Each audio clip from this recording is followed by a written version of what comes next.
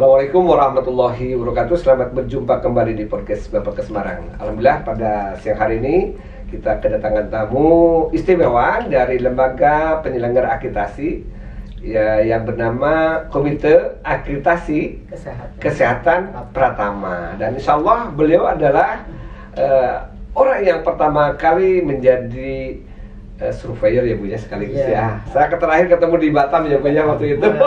Luar biasa. Dan dulu hanya satu LPA. Sekarang kita dengarkan berapa sih LPA yang sudah berkembang dan memang ini kan dengan namanya reformasi ya Bu ya, untuk supaya semua bisa terlibat dalam akreditasi. Silakan Bu, mungkin memperkenalkan diri dulu terkait dengan LPA KKP Bu. Baik, Assalamualaikum warahmatullahi wabarakatuh. Waalaikumsalam. Selamat berjumpa dengan Pak Asep yang luar biasa. Ya Pak Asep ini ya, berpindah-pindah dari Bapelkes ke Bapelkes, Batam ke Semarang. Iya, sebelum di Cikarang Bu saya. Oh, sebelum di Cikarang, betul. Iya. Saya sudah melanglang buana tuh ketiga Bapelkes itu luar biasa. Di Cikarang bagus, di Batam, kemudian di Semarang ya.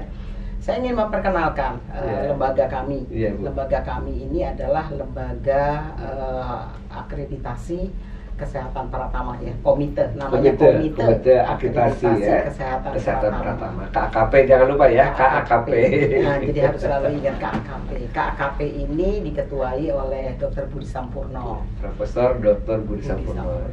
Ya, kemudian apa yang akan kita akreditasi? Tentunya akreditasi lebih banyak kita kepada FKTP, fasilitas kesehatan tingkat pertama. Betul. Terdiri dari puskesmas, klinik ya, kemudian laboratorium kesehatan, kemudian juga unit transfusi. UTD ya, ada 4 berarti ya Bu yang utama ya. Tentunya seperti laboratorium kesehatan dan UTD ini juga termasuk yang utama. Jadi ada utama dan pratama ya. Nah, lembaga kami ini adalah sebetulnya kalau sekarang kita udah 13 lembaga Pak. Ya, lembaga ya, dulu yang pertama sendiri ya. Nah, dulu kita yang pertama adalah Komite Akreditasi FKPP. Nah, itu adalah di bawah Kementerian Kesehatan. Langsung ya Bu ya. Saya adalah sebagai ketua eksekutif akreditasi FKPP. Iya. Dan pada saat itu Pak Asep, saya sudah mengakreditasi sebanyak 9.513 bagaimana jalan kaki ya? Dan 1.800 klinik. Jadi kami adalah merupakan lembaga akreditasi yang pertama yang sudah berpengalaman sejak tahun 2015. Kalau sekarang memang kewajiban akreditasi sejak tahun 2015 itu? Ya, sebenarnya sejak tahun 2015 itu kan setiap Faskes harus diakreditasi. Tapi banyaknya Faskes yang masih belum ada yang wajib, ada yang tidak. Tapi sekarang diwajibkan semuanya. Diwajibkan karena berkaitan dengan BPJS. Bahkan di RPJMN itu sampai dengan tahun 2023 ini semua klinik wajib terakreditasi, puskesmas juga wajib terakreditasi. Kalau tidak dia akan diputus oleh BPJS. Tadi Ibu berkata 1000-an ya udah yang Ibu. Berarti kalau 9.000 ya. Waduh, hampir juga selesai sebetulnya. Iya. Nah, sekarang mungkin lebih dari 11.000 ya yang ini dan juga harus direakreditasi ya. Reakreditasi. Kalau dulu ada lagu Bu, sendiri lagi seperti dahulu. Tapi sekarang nggak sendiri kan? Ada berapa Bu LPA? 13, saya bayangin. Bayangkan, jadi jangan salah pilih tapi. Betul, salah pilih. Ada promosi sedikit ini. Jangan salah pilih. Artinya pilihlah yang utama. Karena kita sudah pengalaman gitu ya. Jadi artinya tentunya kalau yang sudah pengalaman kan artinya sudah lebih bagus. Kalau dulu FKPP itu dia akreditasinya dasar, media, mungkin sekarang dengan reakreditasi berikutnya dia akan menjadi paripurna. Kalau LPA sendiri ada grade-nya nggak Bu?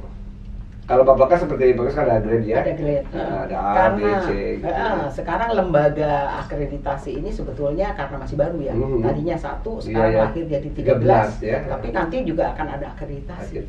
Untuk LPA sendiri. Untuk LPA, setiap LPA itu akan diakreditasi. Jadi bukan akreditasinya bahkan nasional dan internasional. Oh begitu ya. Oleh ISQA. Jadi seperti MK, ada MK lagi jadi MK. Iya betul. Jadi nanti juga diakreditasi lagi ya, supaya. Jadi mungkin ya itulah untuk berhadapan dengan perkembangan internasional ya Bu ya. Jadi nanti akan menjadi lembaga internasional juga ya, bisa mengakreditasi tempat lain antar negara bahkan Bu ya. Iya. Baik Bu. Kira-kira apa saja yang diakreditasi di puskesmas, kemudian klinik ya yang sedang sekarang kita latih Bu? Ya, sebetulnya akreditasi ini kan kaitannya untuk mendapatkan mutu dan keselamatan pasien, baik di FKTP. Tujuannya kan semua masyarakat yang mendapatkan pelayanan mau terstandar. Jadi artinya mau dia pelayanannya apa, baik di laboratorium semua mematuhi standar. Oleh itu standar-standar ini yang dibuat oleh Kementerian Kesehatan menjadi standarnya tentu mengacu juga kepada WHO, sehingga melalui standar-standar ini kita wajibkan semua fasilitas kesehatan memberikan pelayanan yang bermutu kepada masyarakatnya ya. Tentunya jangan sampai masyarakat datang, kalau sekarang kan kesehatan banyak ke luar negeri ya. Betul. Jadi supaya mereka di negara sendiri pun mendapatkan pelayanan yang lebih prima ya, betul ya. Baik. Dalam akreditasi sendiri informasinya ada satu puskesmas atau satu unit layanan, 2 orang ya Bu ya. Oh iya. 2 orang. Nah itu pembagian tugasnya gimana Bu? Ya, pembagian tugasnya jadi kalau kita akreditasi itu ada 2. Jadi tata kelola puskesmas jadi manajemen. Oh ya, manajemen ya. Yang kedua adalah keteknisan. Jadi pelayanan dan penunjang. Jadi setiap akreditasi pasti 2 orang Bu ya. 2 orang. Jadi dia yang membidangi ya. Bidangnya itu ada 2. Nah, tujuannya adalah supaya manajemennya juga berjalan standar, terdokumentasi dengan baik, tapi juga di sisi klinisnya itu mematuhi standar-standar yang sudah baku ditetapkan di dalam. Dengan pola baru ini, Ibu sudah melatih berapa banyak anggota? Atau surveyor Bu kira-kira? Kalau kami dulu perdana ya, waktu komisi akreditasi itu kita udah punya surveyor sebanyak 850 orang. Nah sekarang ikut lagi, ikut pelatihan lagi nggak? Yang 850 orang tetap eksis? Artinya mereka berpecah menjadi 13 LP. Oh gitu, ternyata menurut saya. Berarti Ibu merekrutmen lagi. Udah berapa banyak sekarang anggota ini? Sekarang kita yang sudah dilatih ya? Yang sudah dilatih itu sudah angkatan ke-19. 19 kali 30 ya, sekitar hampir 600 kurang ya, atau 570 tepatnya ya. Ditambah dengan yang lama ya, sekitar 300-an ya. Untuk pembagian tugas kerjanya sekarang polanya gimana Bu? Kan sekarang kabar-kabarnya mendekati daerah atau bagaimana? Oh iya. Tugasnya supaya mengurangi biaya apalah transport atau apa mungkin ya? Kalau zaman dulu kita tuh akreditasi kita bisa ya dari Jakarta ke Papua. Wah. Dari Papua ke Jawa. Kalau sekarang tujuannya adalah lebih dekat. Jadi kita punya korwil. Jadi setiap provinsi bentuk korwil ya. Bentuk korwil setiap provinsi. Tujuannya itu adalah agar pelayanan itu dilakukannya berdekatan. Jadi misalnya di provinsi itu ya surveyornya dari provinsi itu. Cuman artinya tidak ini ya, kurang tetap fleksibel tapi ya dalam pelaksanaannya ya kan, kadang-kadang ada daerah yang juga belum dilatih oleh kita kan oleh KKP.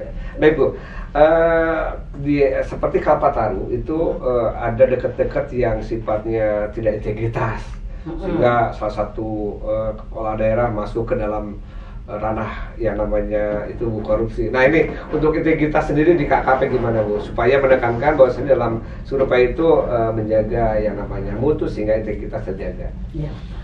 Kita memang mencetaknya di sini ya, tempatnya di Bapelkes. Betul. Kita mencetak standar-standar dari surveyor ini yang profesional. Betul. Profesional, unggul dan berintegritas. Profesional, unggul, berintegritas, ini ciri khas dari KKP. Nah gimana tuh selama ini? Ya, kita pengennya artinya kita tidak boleh menjanjikan. Janji loh, ini termasuk ini paripurna misalnya. Ya, jadi artinya kita tetap berpedoman kepada standar-standar yang berlaku. Jadi kemudian juga kita punya kode etik. Nah, berpegang teguh terhadap kode etik.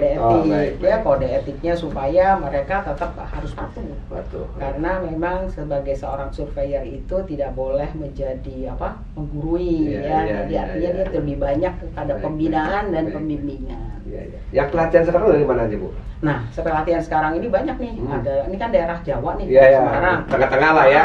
Jadi dari Jawa Timur, Jawa Tengah, Jawa Iya, Barat, iya, kemudian iya. dari DKI, Jadi bisa dari datang ke Jogja. ya, tengah-tengah kot ini ya. Karena dekat ke sini. Iya, iya. Jadi berbeda dengan yang lalu, memang pelatihan ini mereka berbayar ya Pak. Iya, iya, iya. Karena memang tidak sudah lembaga independen, Iya, jadi betul, di betul. luar. Kalau dulu kan biaya negara lah ya. Kalau dulu dibiayai negara, kalau sekarang mereka berbayar. Iya, iya. Sehingga kita berharap mereka menjadi yang tadi itu profesional, karena mereka juga dari latar belakang ada persyaratan ya, Betul, betul, masuk betul. ke dalam satu menjadi surveyor itu, ya. Baik. Jadi Mungkin Ibu dapat memberikan pesan terakhir dalam bincang-bincang ini, karena kebetulan waktu sudah terasa 15 menit Ibu. Silakan Ibu. ya, pesan saya kepada Bapelkes itu Ya. menjadikan Bapelkes yang paling utama juga. Artinya akreditasi kami A. Mencetak juga surveyor-surveyor Iya. yang handal Iya, tentunya ya. Terima kasih. Wassalamualaikum warahmatullahi wabarakatuh.